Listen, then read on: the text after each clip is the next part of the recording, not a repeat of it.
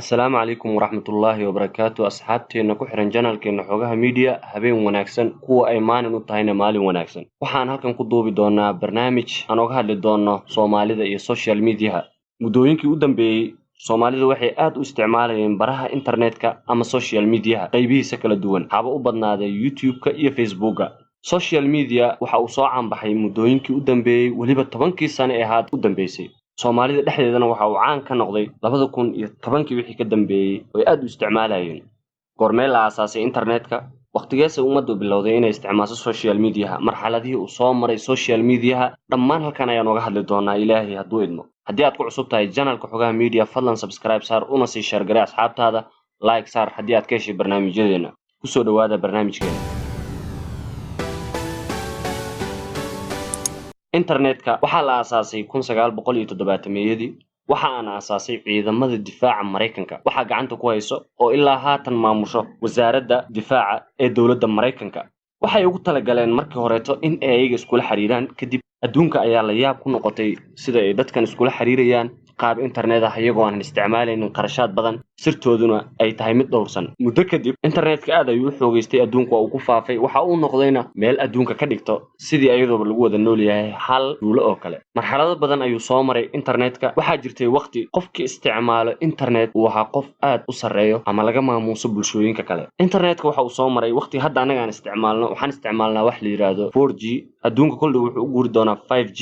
oo aad u xawaare sareeyo laakiin waqti waxa la soo maray la isticmaali jiray wax la yiraahdo KB iyo wax ka hooseeya MB oo KB la dhigi jiray iyo B waqtigaas oo message-da la diraayo xarfaha la xisaabi jiray ummadii naga horeeyay ama Soomaalidii hore waxay isticmaali jireen wax loo yaqaanay tape-ka oo wax iskugu diri jireen warqadahaas maalmo iyo waqti dheerba ay ka soo wareegi jirtay inta la diro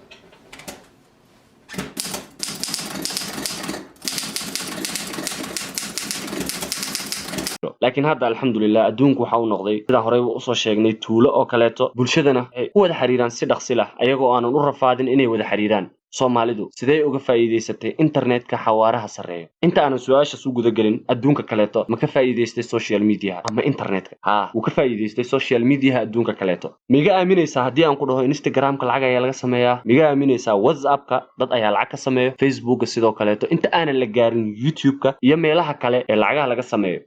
waa laga sameeyaa ciyaartoyda ugu caansan maanta dunidan aan ku noolnahay sida Cristiano Ronaldo iyo Messi sanadkii waxa ay ka sameeyaan malaayiin dollar oo lacag social media sidoo kaleeto WhatsAppka waxa uu leeyahay WhatsApp business wax la yiraahdo oo lacag laga sameeyo Facebookga markii ay aragtay inay dadku u bateen xagga iyo YouTube shirkadeeduna ay hoos u dhac ay dareentay waxa ay fasaxday pages-ka in ay lacag ka sameeyaan Facebookga Facebookga lacag ayaa laga sameeyaa maalmahan dambe bulshadeena laakiin maya kama sameeyso waxa nasiib darro ah bulshadeena Soomaaliyeed inay jecel yihiin hadalka oo kaliya aysan jeclayn waxbarashada iyo ficilada YouTuberada Soomaaliyeed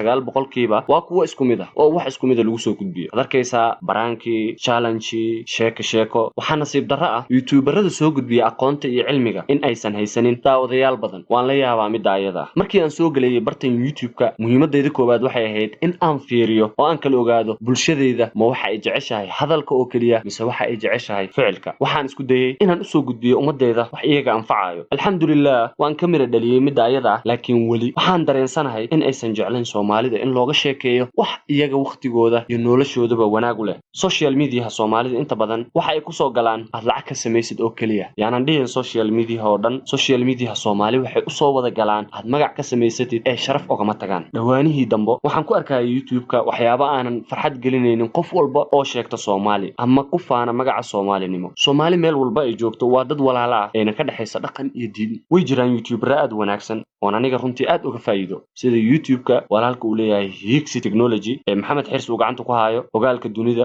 YouTube-ka ogaansho radio buule xubay YouTube badan oo faa'iido u leh mujtamaceena Soomaaliyeed laakiin nasiib darro wanaagii waxa ka batay xumaanta waxaan rajaynayaa dhammaan YouTuberada Soomaaliyeed in ay dib isugu laaban doonaan mid walba oo YouTube leh maanta waxa ku xiran ugu yaraan kumanaan qof kuwaas oo daawado ugu bari wax waa laga weydiin doonaa dhammaan dadkaas social media aan sida qaldan u isticmaalayno waxaan ku dhisan karnaa dalal iska dhaaf dale waxaan ku dhisan karnaa dalal sababtoo ah inta aan waqti gelino ummadaha kale ma geliyaan social media waxa nasiib darro ah Soomaalidu live-ka inay si qaldan u isticmaalaan xagga YouTube-ka qabiilada isku caayaan meeshii 30 sano ka hor la taagnaa in ilaa haatan la taagan yahay social media waa seef laba af leh dhanka aad u qabsataba aad uga faa'iidi kartid xumaan haddii aad ku gasho social media adduun ayaad uga faa'iideysaa aakhiradaadana waad ku qasaaraysaa laakiin haddii aad uga faa'iido dhanka wanaagsan ama aad dadku u soo gudbiso wax anfacayo waxaan hubaa 100% allana aan ka rajeynayaa adduunna inaad ku faa'iidi doonto aakhirana inaad ku liibaani doonto hadalkaaga ficilkaaga iyo inta qof ee kugu xiran dhammaan waxaad u adeegsan kartaa dhanka wanaagsan adiga oo aanan u adeegsanin dhanka xun Soomaalidu waa dad dhaqan wanaagsan isjecel isku duuban laakiin muddooyinkii u dambeeyay waxaan hareeyay khilaafaad aad u fara badan kuwaas oo sababay inaan ilownay